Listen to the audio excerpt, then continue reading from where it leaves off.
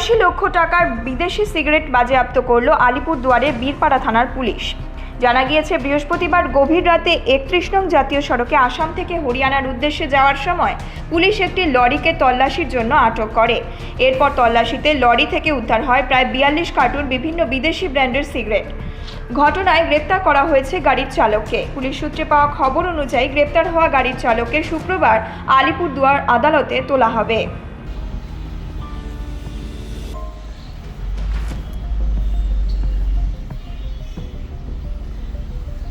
আলিপুরদুয়ার থেকে সামুদাসের report, news metro.